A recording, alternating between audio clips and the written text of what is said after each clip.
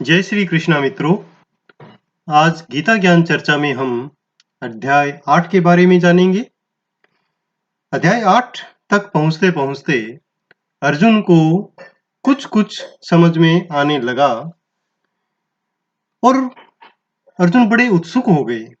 उन्होंने अपने ज्ञान को और अधिक बढ़ाने के लिए, क्लैरिफाई करने के लिए भगवान से कहा कि हे प्रभु, मुझे बहुत कुछ और जानना है। ब्रह्म क्या है, आत्मा क्या है, सकाम कर्म क्या है, यह भौतिक जगत क्या है, देवता क्या है। कृपया करके यह सब जो पीछे के अध्यायों में आपने बताया है उसको विस्तार से बताएं, जो मेरे समझ में आ सके।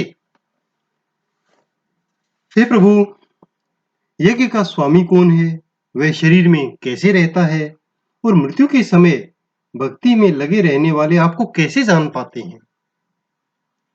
तब भगवान श्री कृष्ण कहते हैं कि हे अर्जुन, अविनाशी और दिव्य जीव ब्रह्म कहलाता है और उसका नित्य स्वभाव अध्यात्म या आत्म कहलाता है। जीवों के भौतिक शरीर से संबंधित जो भी गतिविधि होती हैं, जो कार्य होते हैं, वो सकाम कर्म कहलाते हैं। हे अर्जुन, निरंतर परिवर्तनशील यह भौतिक प्रकृति या अधिभूत या अभिव्यक्ति कहलाती है। भगवान का विराट रूप, जिसमें सूर्य, चंद्र आदि सभी देवता शामिल हैं, आदि देव कहलाता है तथा प्रत्येक देहधारी के हृदय में परमात्मा स्वरूप मैं परमेश्वर यज्ञ का स्वामी कहलाता हूँ।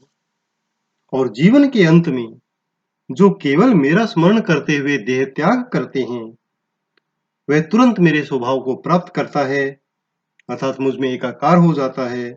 इसमें रंस मात्र भी संदेह नहीं है। हे कुंती पुत्र, शरीर त्यागते समय मनुष्य जिस जिस भाव का स्मरण करता है, वह उस भाव को निश्चित रूप से प्राप्त होता है। हे अर्जुन, सदैव तुम्हें श्री कृष्ण या मेरा स्मरण करना चाहिए और साथ ही अपने युद्ध करने के कर्तव्य को पूरा करना चाहिए। अपने कर्मों को मुझ में समर्पित करो, अपने मन बुद्धि को मुझ में स्थिर करो, तब निश्चित रूप से तुम मुझे प्राप्त कर सकोगे। हे पार्थ, जो व्यक्ति मेरा स्मरण करने में अपना मन निरंतर लगाए रखकर अविचल भाव से भगवान के रूप में मेरा ध्यान करता है, वह मुझे अवश्य ही प्राप्त करता है। मनुष्य को चाहिए कि परम पुरुष का ध्यान सर्वज्ञ, पुरातन, नियंता, लघुतम से भी लघुतम, प्रत्येक का पालन करता, समस्त भौतिक बुद्धि से परे, अचिंत्य तथा नित्य पुरुष के रूप में ध्यान करे। वे सूर्य की भांति तेजवान हैं और भौतिक प्रकृति से परे दिव्य स्वरूप हैं।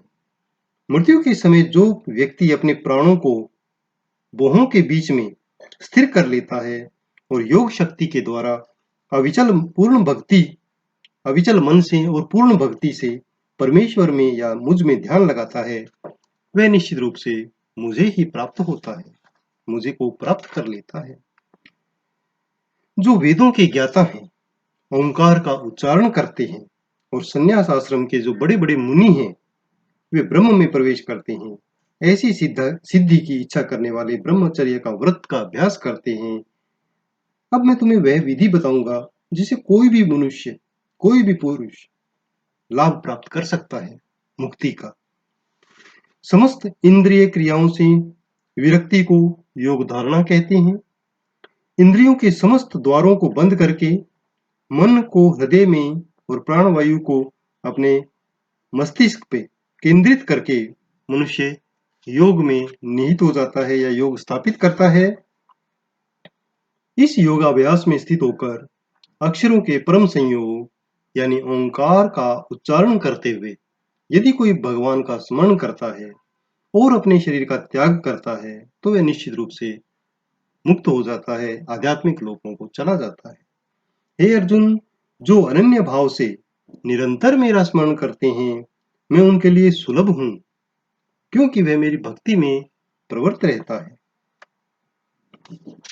हे अर्जुन, मुझे प्राप्त करके महापुरुष जो भक्ति योगी हैं कभी भी दुखों से पूर्ण इस संसार में वापस नहीं लौटते हैं, अर्थात वे मोक्ष को प्राप्त कर जाते हैं और परम सिद्धि उन्हें प्राप्त हो जाती है।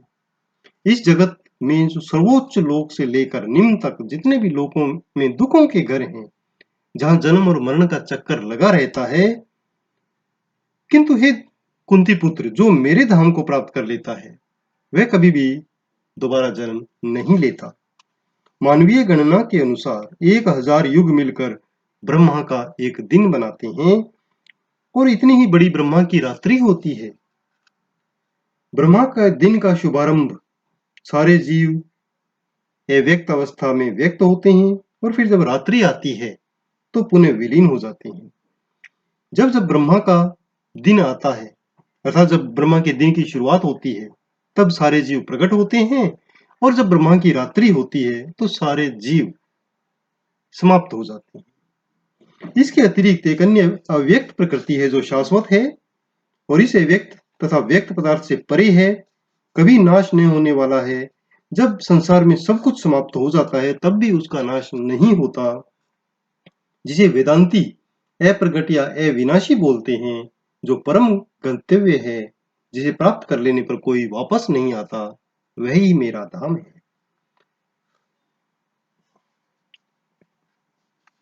जो सबसे महान है, अनन्य भक्ति द्वारा प्राप्त किए जा सकते हैं। यद्यपि वे अपने धाम में विराजमान हैं तो भी वे सर्वव्यापी हैं और उनमें सब कुछ स्थित है, वही भगवान है। हे अर्जुन, अब मैं तुम्हें विभिन्न कालों के बारे में बताऊंगा जिनमें इस संसार से पलायन करने के बाद योगी पुनः आता है या नहीं आता। तो जो परम ब्रह्म के ज्ञाता हैं, वे अग्निदेव के प्रभाव में प्रकाश में दिन के शुभ लक्षण में शुक्ल पक्ष में जब सूर्य उत्तरायण होता है तो उन 6 मासों में इस संसार में जो शरीर त्याग करते हैं परम ब्रह्म को प्राप्त करते हैं। जो योगी धूमें रात्रि कृष्ण पक्ष सूर्य के दक्षिणायन में रहने के 6 महीनों में दिवंगत होता है, वह चंद्रलोक को जाता है, परंतु वहां से कुछ समय बाद पुनः पृथ्वी पर चला आता है। वैदिक मतानुसार इस संसार में पलायन करने के 2 मार्ग हैं, एक प्रकाश का मार्ग और दूसरा अंधकार का मार्ग। जब मनुष्य प्रकाश के मार्ग से जाता है तो वापस नहीं आता, किंतु अंधकार के मार्ग से जाने पर पुनः लौट के वापस आता है। हे अर्जुन, यद्यपि भक्तगण इन दोनों मार्गों को जानते हैं, किंतु वे मोहग्रस्त नहीं होते। तुम हमेशा भक्ति में स्थिर रहो। जो व्यक्ति भक्ति मार्ग को स्वीकार करता है, वह वेद अध्ययन, तपस्या, दान, दार्शनिक तथा सकाम कर्म करने से प्राप्त होने वाले फलों से वंचित नहीं होता। वे मात्र भक्ति संपन्न करके समस्त फलों की प्राप्ति करता है और अंत में नित्य धाम को प्राप्त करता है। जय श्री कृष्ण भक्तों, ये हमारा 8वां अध्याय पूरा हुआ। आगे की ज्ञान चर्चा हम अगले अध्याय में अर्थात 9वें अध्याय में जारी रखेंगे। जय श्री कृष्ण।